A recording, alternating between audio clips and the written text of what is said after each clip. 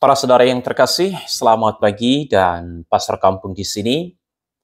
Salve, Pace Bene. Pada kesempatan ini izinkan saya untuk menorehkan sebuah narasi yang lahir dari keprihatinan akan tindakan intoleransi dan persekusi terhadap umat beragama lain. Halo.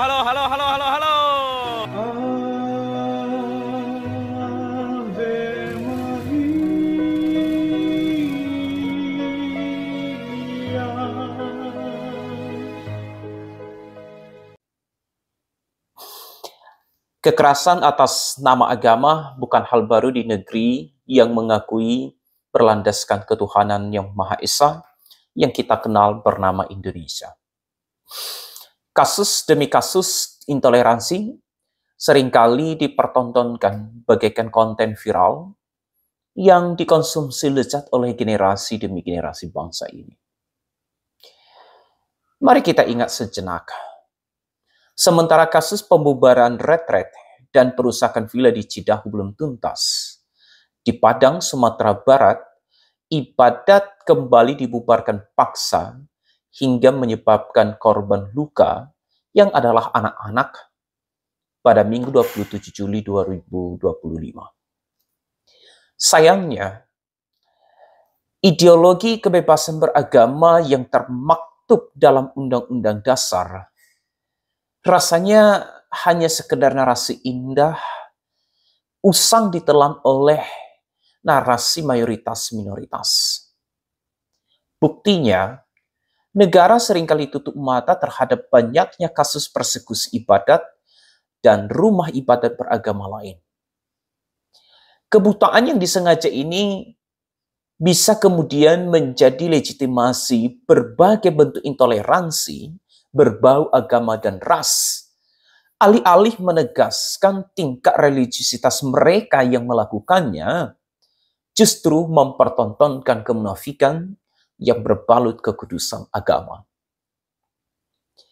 Salahkah umat beragama lain berkidung doa kepada Tuhannya?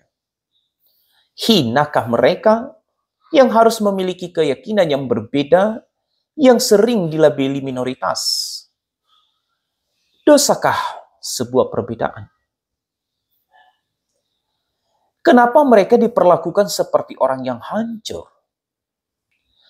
Kenapa mereka yang disebut minoritas harus terus-menerus menjelaskan diri kepada orang-orang yang bahkan tidak mau mendengarkan? Mungkinkah kepentingan dan kebenaran pribadi lebih besar daripada sistem kepercayaan manapun? Mungkinkah kita semua hanya mencoba memahami hidup ini sebab yang kita tahu? Setiap perbedaan adalah warisan yang harus dihormati. Ketika perbedaan mampu bersanding dengan perbedaan yang lain, melodi keindahan kehidupan antar sesama anak manusia akan tercipta. Sejarah telah mengajarkan kepada kita bahwa justru dari perbedaan lahir peradaban yang mendukung kesejahteraan dan kemaslahatan umat manusia. Sejarah juga telah menorehkan bahwa kegagalan menerima dan menghormati warisan perbedaan menyebabkan jurang gelap. Lalu mengapa kekudusan agama harus berdiri sebagai hakim lalim untuk menghukum perbedaan?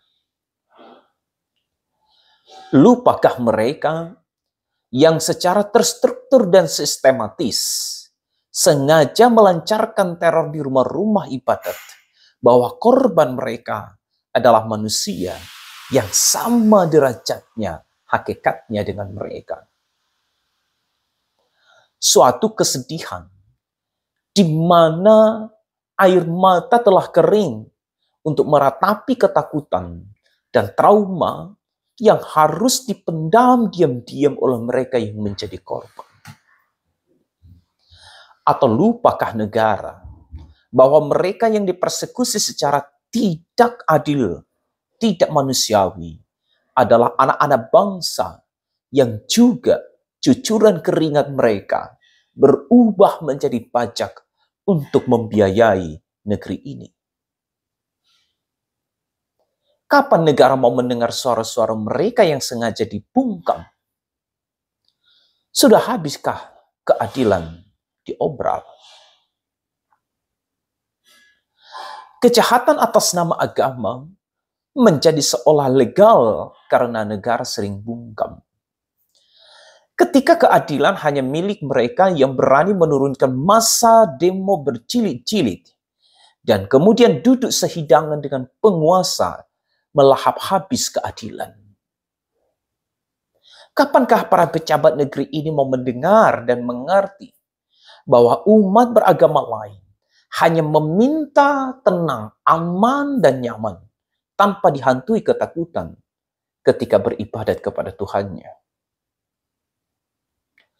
Muliakah kalian yang tanpa rasa malu berteriak puas menjadi hakim lalim palsu bagi sesamamu anak bangsa?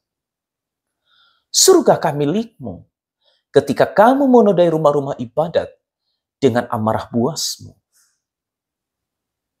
Muliakah engkau? Jika imanmu kuat, ia seharusnya mampu menghadapi pertanyaan. Ia seharusnya memberi ruang bagi rasa ingin tahu, percakapan, dan perbedaan. Namun jika imanmu mengharuskan semua orang diam, setuju, atau menghilang, mungkin itu bukan iman. Mungkin itu ketakutan. Mungkin itu kesombongan yang dibalut kekudusan. Sejatinya, semakin seorang beriman, ia semakin toleran, ia semakin memanusia. Baginya, nilai-nilai universal kemanusiaan adalah jembatan merajut benang-benang sutra perbedaan keyakinan. Di sana, kemanusiaan melampaui kenyataan perbedaan. Keyakinan itu sifatnya pribadi, sakral, dan berkembang. Biarkan orang bernapas, biarkan mereka bertanya, biarkan mereka berbeda. Biarkan mereka berjalan di jalan yang berbeda tanpa adanya label bahwa mereka salah. Mereka tidak pernah mau juga ingin berbeda. Dunia tidak butuh banyak orang yang berusaha menjadi benar. Dunia butuh lebih banyak orang yang berusaha memahami. Tidak ada satupun kebaikan yang lahir dari intoleransi, selain keburukan dan kehancuran. Luka dalam sejarah dan juga kekacauan.